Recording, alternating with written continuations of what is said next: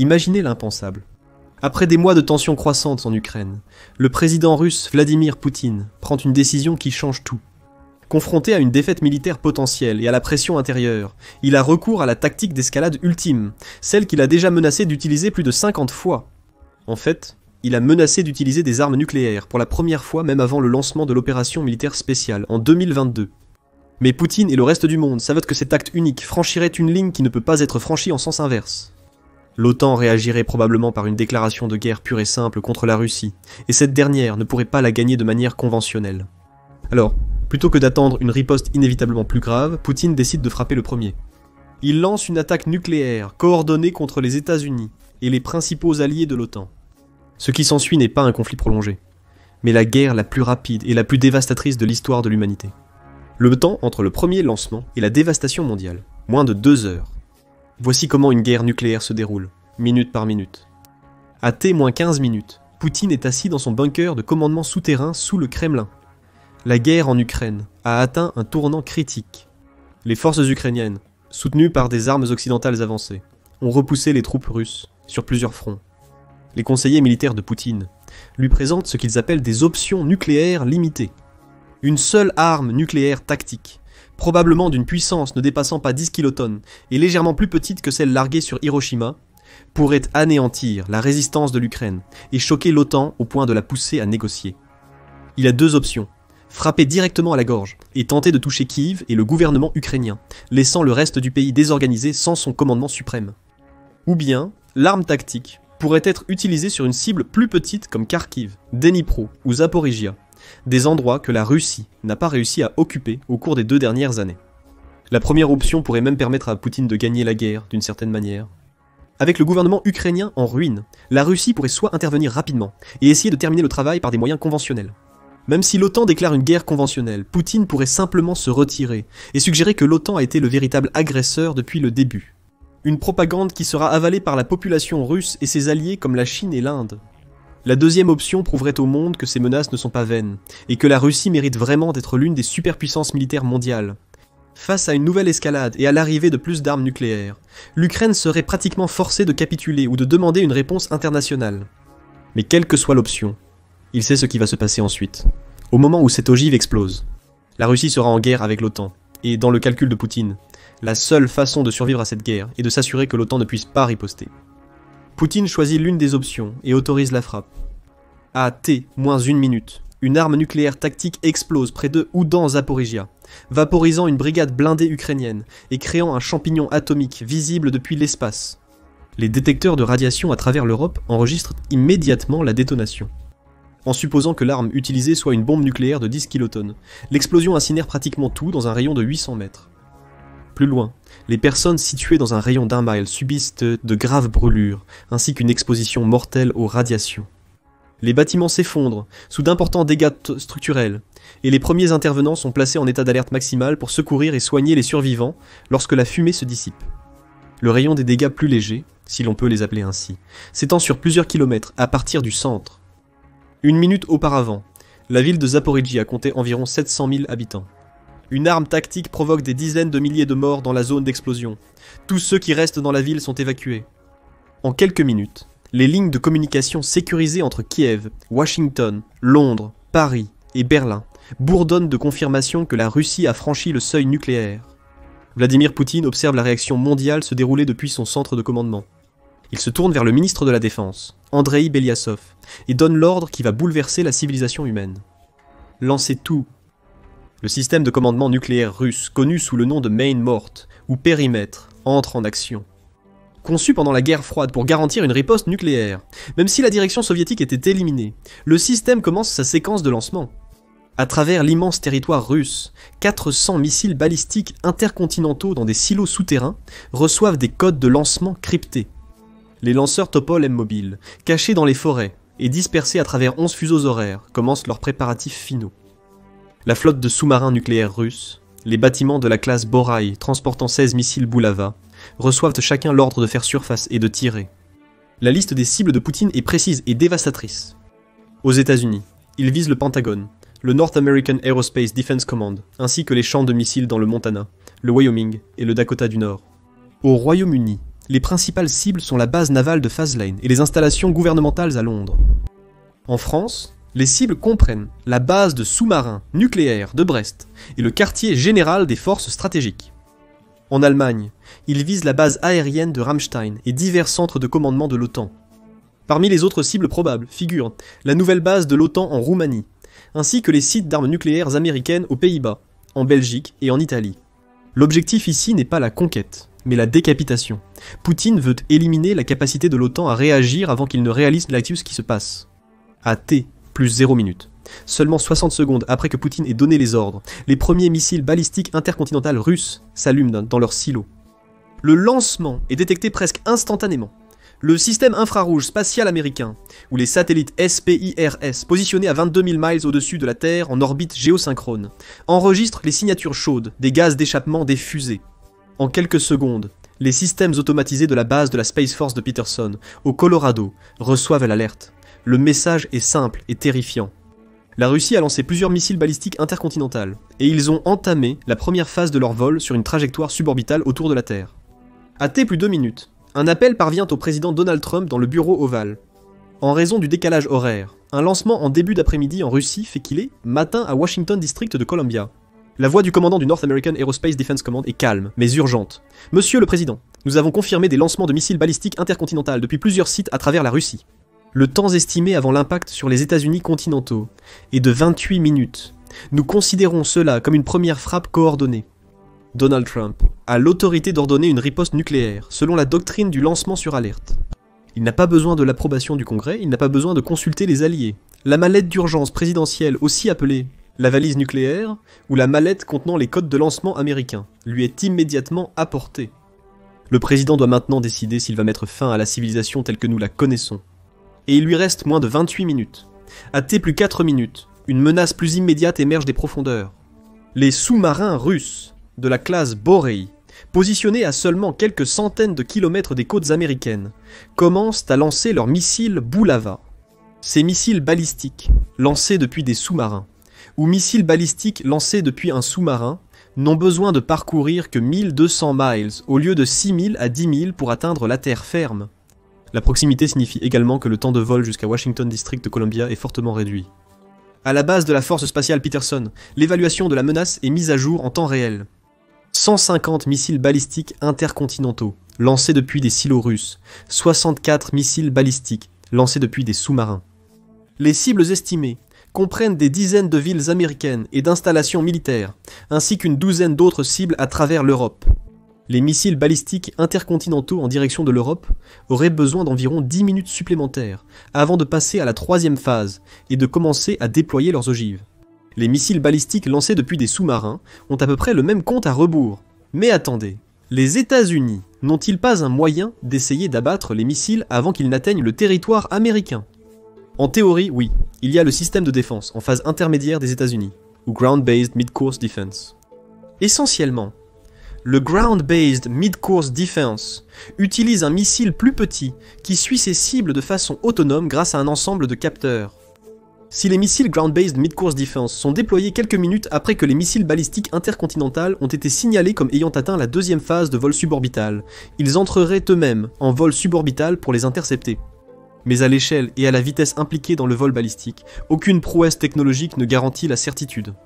La meilleure analogie que les analystes utilisent pour décrire l'interception balistique, c'est d'essayer de toucher une balle avec une autre balle, et ces deux balles se déplacent à des vitesses hypersoniques. Cela est encore compliqué par le fait que le Ground-Based Mid-Course Defense n'a pas le meilleur historique en raison des options limitées de tests et d'entraînement en conditions réelles. Il n'y a eu que 18 tests du système depuis 1999. Parmi ceux-ci, le Ground-Based Mid-Course Defense n'a réussi à intercepter et détruire un missile balistique que 10 fois. Si nous extrapolons cela à environ 400 missiles que la Russie lancerait sur l'Europe et les États-Unis, il resterait tout de même plus de 220 missiles qui ont de très fortes chances d'atteindre leur cible. Et même s'ils manquent leur cible d'une vingtaine de kilomètres, les dégâts qu'ils pourraient causer seraient considérables. Encore pire, un missile nucléaire ne transporte généralement pas qu'une seule ogive, il peut en transporter jusqu'à 10. Chacune de ces ogives peut être déployée séparément, répandant ainsi la dévastation partout. La Russie a probablement aussi lancé des leurres parmi les missiles, des projectiles dont le seul but est d'émettre une signature plus forte, afin d'être ciblés par les intercepteurs. En cas de nécessité, une ogive nucléaire peut être déployée en vol. Le rayonnement ionisant causé par l'explosion crée un brouillard de guerre momentané, augmentant encore les chances que d'autres véritables missiles traversent les défenses américaines. Alors, à T plus 6 minutes, Trump prend la décision que chaque président espère ne jamais avoir à affronter. Il autorise une riposte nucléaire immédiate. Le scénario de dissuasion stratégique et d'emploi des forces opération plan 8-0-1-0-1-2 se déroule automatiquement. En 60 secondes, 400 missiles Minuteman, 3 américains situés dans le Montana, le Dakota du Nord et le Wyoming, reçoivent leur code de lancement. Les sous-marins nucléaires, patrouillant dans le Pacifique et l'Atlantique, se préparent à lancer 20 missiles Trident II sur des cibles russes. 2 minutes plus tard, à T plus 8 minutes à Londres, le système d'alerte d'urgence du Premier ministre s'active. Les 4 sous-marins britanniques de la classe Vanguard maintiennent des patrouilles de dissuasion nucléaire en continu. Un des sous-marins, le Her Majesty's Ship Victorious, est actuellement immergé dans l'Atlantique Nord, avec 16 missiles Trident armés et prêts à l'emploi. L'ordre de lancement est donné simultanément depuis Londres et Paris. La force de frappe française, sa dissuasion nucléaire indépendante, commence à lancer des missiles M51 depuis des sous-marins dans l'Atlantique. En quelques minutes, les missiles terrestres français du plateau d'Albion se joignent à la salve. La riposte nucléaire de l'Europe représente une centaine d'ogives supplémentaires visant des installations militaires russes. À T plus 12 minutes, les missiles lancés par les sous-marins russes ne sont plus qu'à quelques minutes de l'impact. Les intercepteurs américains basés au sol à Fort Greely, en Alaska, tirent désespérément sur les ogives entrantes. Le système de défense en vol intermédiaire basé au sol s'active. Certains intercepteurs atteignent leur cible, la plupart non. À T plus 16 minutes, la première arme nucléaire de la Troisième Guerre mondiale explose au-dessus de Washington District de Columbia. L'ogive de 800 kilotonnes, 50 fois plus puissante que la bombe d'Hiroshima, explose. À 450 mètres au-dessus de la Maison Blanche, le siège du gouvernement américain cesse littéralement d'exister. L'explosion crée une boule de feu atteignant 3000 degrés Celsius, vaporisant instantanément tout ce qui se trouve dans un rayon de 800 mètres. Le Pentagone, juste de l'autre côté du fleuve Potomac, est anéanti quelques secondes plus tard par une deuxième ogive. La destruction est totale et immédiate.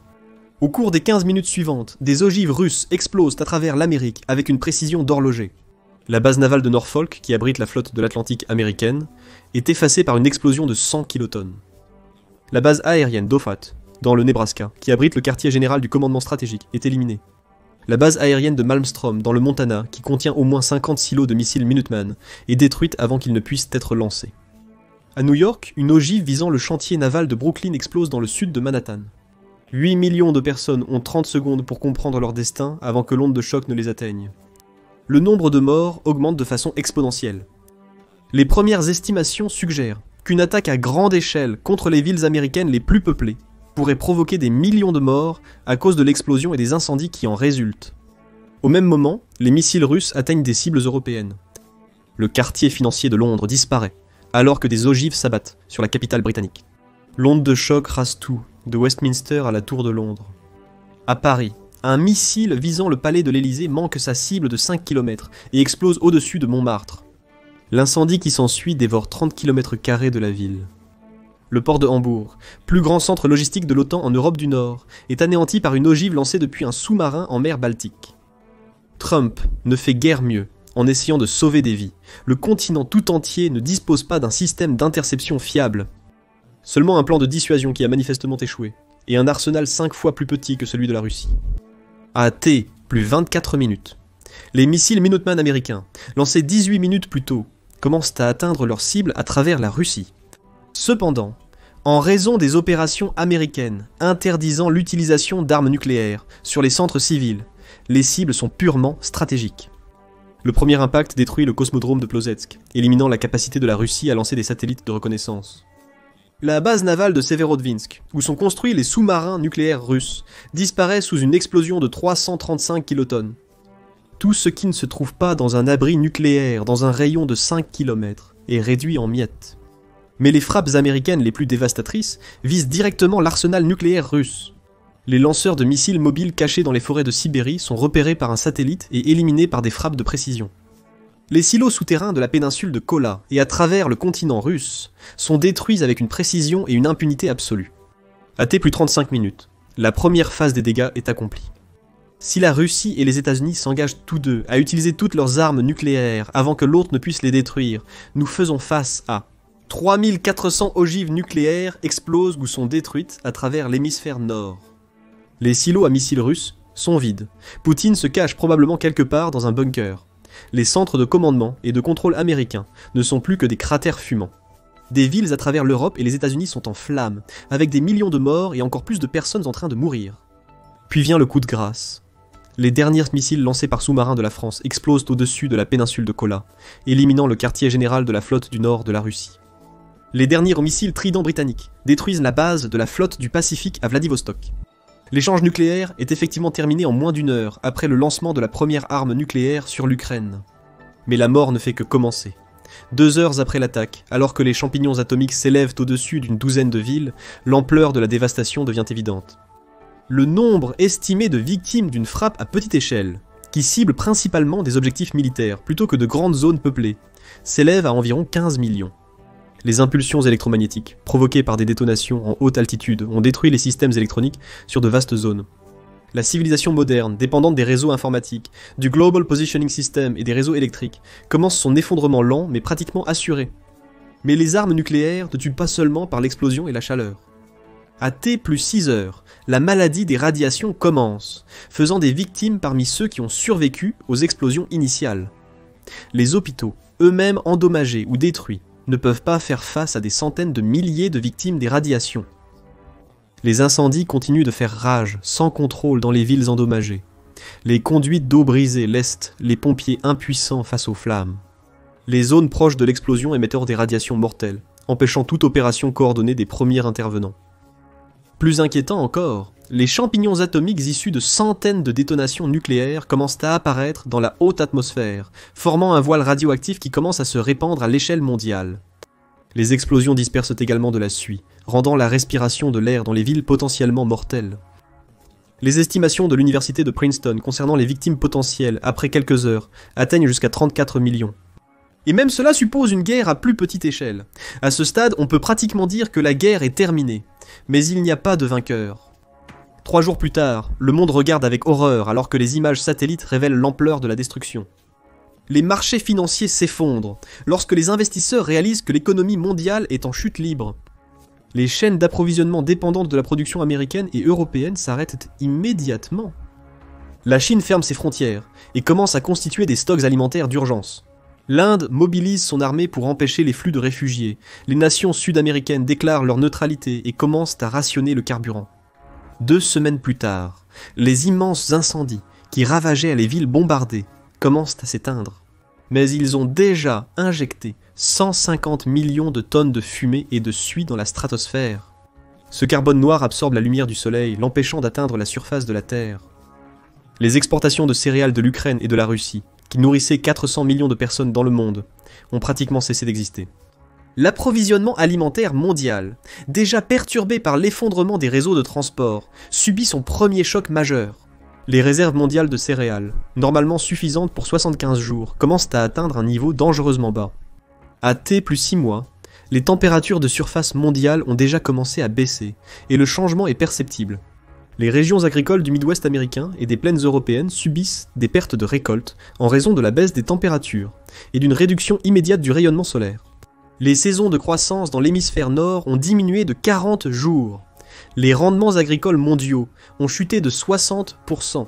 Le nombre de morts dans le monde dû à la famine atteint 100 millions et augmente rapidement. Les chaînes d'approvisionnement modernes, conçues pour l'efficacité plutôt que pour la résilience, se révèlent totalement inadéquates face à cette crise. Les nations disposant de réserves alimentaires instaurent la loi martiale pour prévenir les émeutes. Le commerce international a pratiquement cessé, les pays accumulant les ressources restantes pour leur propre population. À T plus 2 ans, l'hiver nucléaire atteint son intensité maximale. Les températures moyennes mondiales ont chuté de 14 degrés Celsius, provoquant une ère glaciaire moderne. La production agricole s'est effondrée à l'échelle mondiale. Les rendements du riz en Asie ont diminué de 80%.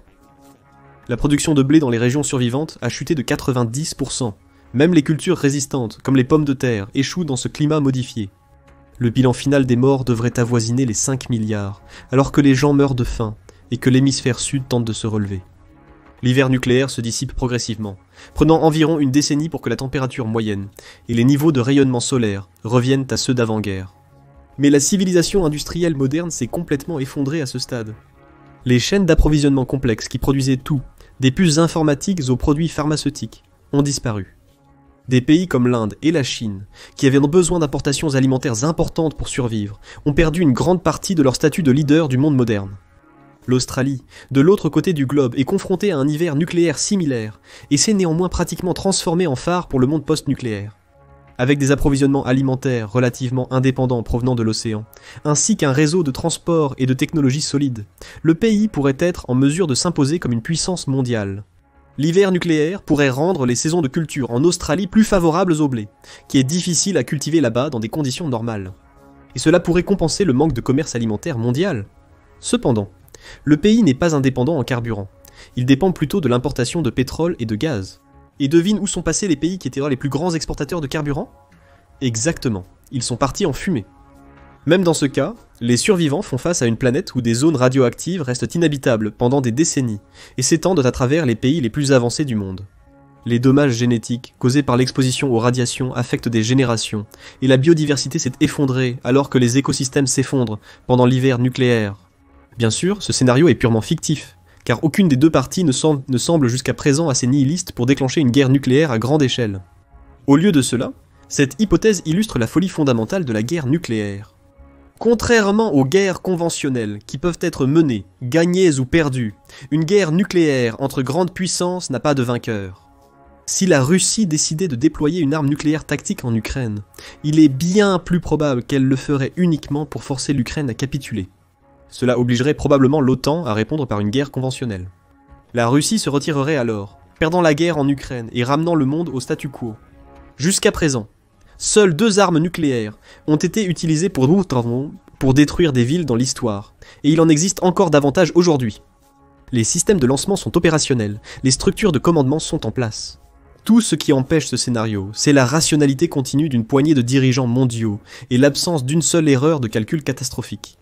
Les arsenaux nucléaires qui ont été construits pour préserver la paix pourraient, en 35 minutes, mettre fin à la civilisation humaine. Et la seule façon d'empêcher que cela n'arrive, c'est que tout le monde accepte unilatéralement de démanteler ces armes et de les désactiver complètement. Mais tant qu'il y aura un seul acteur malveillant, les autres ne peuvent prendre aucun risque. Merci d'avoir regardé, et on se retrouve la prochaine fois dans l'émission militaire.